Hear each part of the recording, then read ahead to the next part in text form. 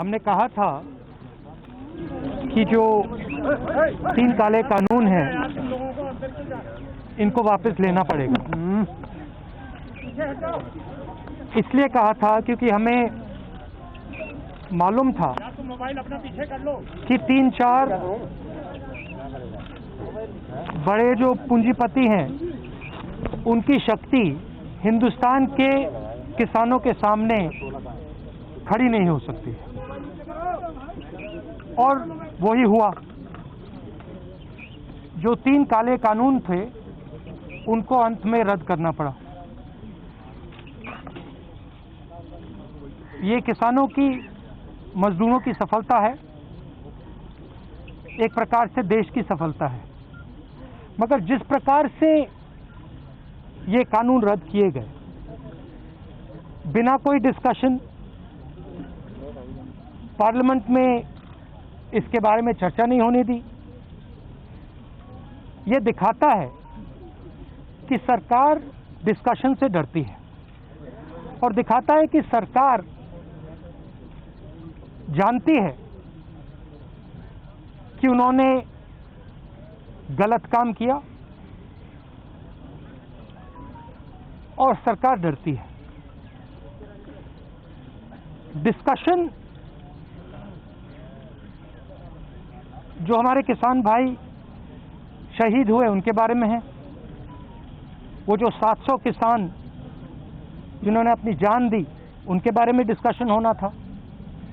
Discussion ये भी होना था कि ये जो किसानों के खिलाफ कानून बनाए गए, इसके पीछे किसकी शक्ति थी, कौन सी शक्ति थी, ये क्यों किए जा रहे थे, क्यों बनाए गए। डिस्कशन एमएसपी पे भी होना था, और जो किसानों की समस्या है उस पे होना था। लखीमपुर खेरी और इनके जो होम मिनिस्टर हैं उन पर डिस्कशन होना था, वो तो सरकार ने होने नहीं दिया।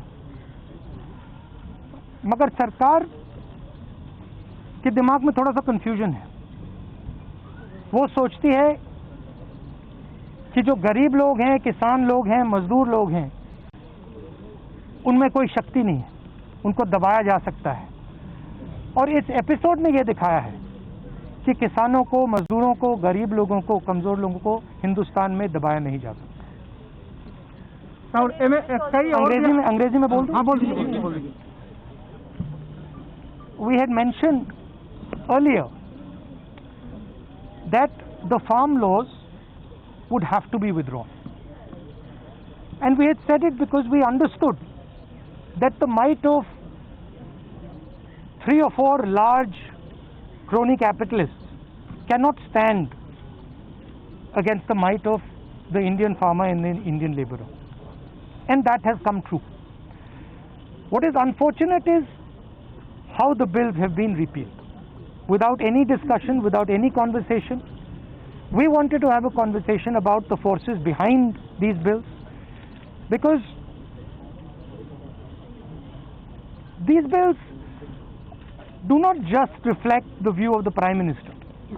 These bills reflect the power behind the Prime Minister, the power of people and forces behind the Prime Minister, and that is what we wanted to discuss. Who actually is behind these 3 bills?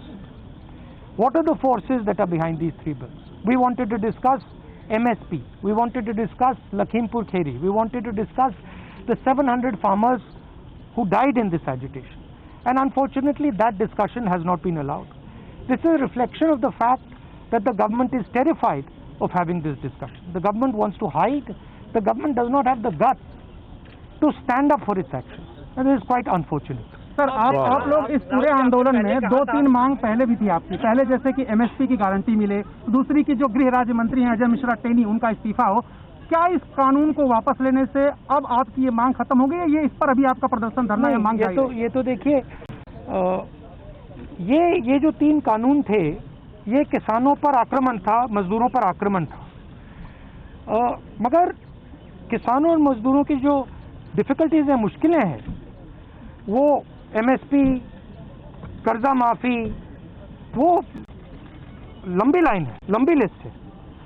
और वो अभी तक मतलब उनकी मांगे हैं और उनका हम समर्थन करते हैं। सर बीजेपी का ये कहना है सर कि जब प्रधानमंत्री ने राष्ट्र नाम संबोधन में माफी मांग ली और अब जब तीनों कृषि कानून वापस हो गए लोकसभा और राज्यसभा में, तो डिस्कशन की जरूरत क्या है?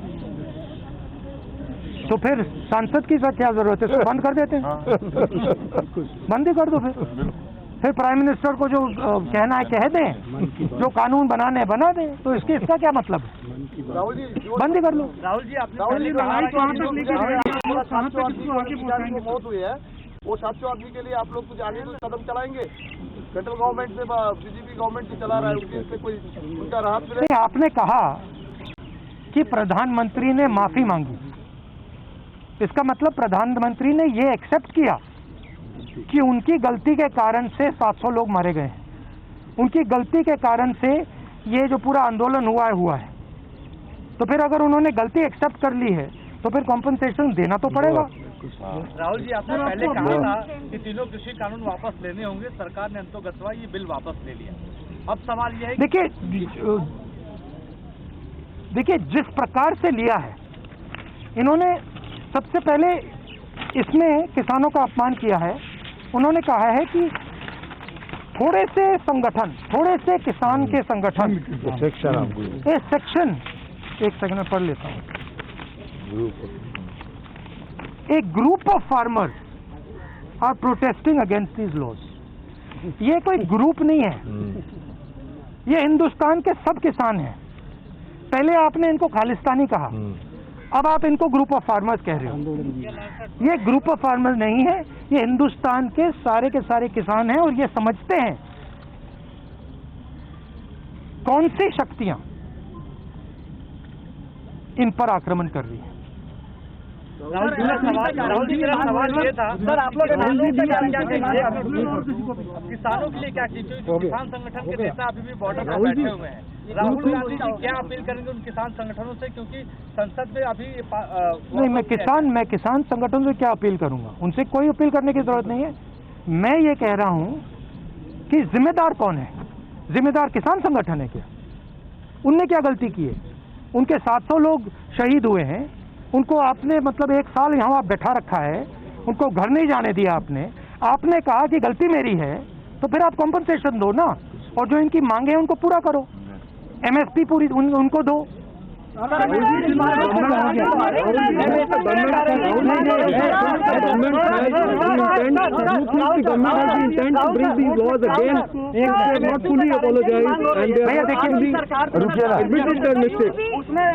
भैया आपने पूछ लिया, अब बाकी लोग भी बैठे हैं यहाँ पे।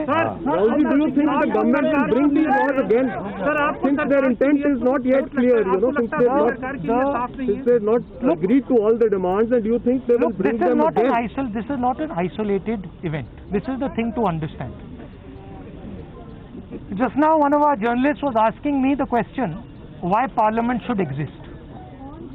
Right? He does not even understand the question he is asking. Because this entire instrument is captured by the same forces that are pushing the farm bill. It is the same forces that carried out demonetization. It is the same forces that put a flawed GST. It is the same forces that didn't give any money to the poor people during COVID.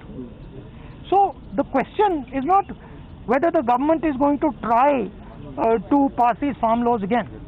The question is that the government is captured by a group, by an interest that is against the poor people of this country. They will do whatever can be done to damage the future of the poor people of the country. So is it because the government was supposed to take a decision? Sorry? And where was the government decision on repeal taken because of UP and Punjab polls? And what do you plan to do about the MSP? The decision was taken by the government because the government could not face the power, the strength of the Indian people represented in this case by the farmers and the laborers. Of course, the idea that UP elections are near, that must have played something in their mind. So what about Last question. So what Sir, about do you the- stand out- What about the the intention MSP? of the government? Because government is saying that they are fully in support of the farmers. That's why they are repealing the law. Do you still doubt the intention So of the government? if they were fully in support of the farmers, what were they doing for the last 1 year?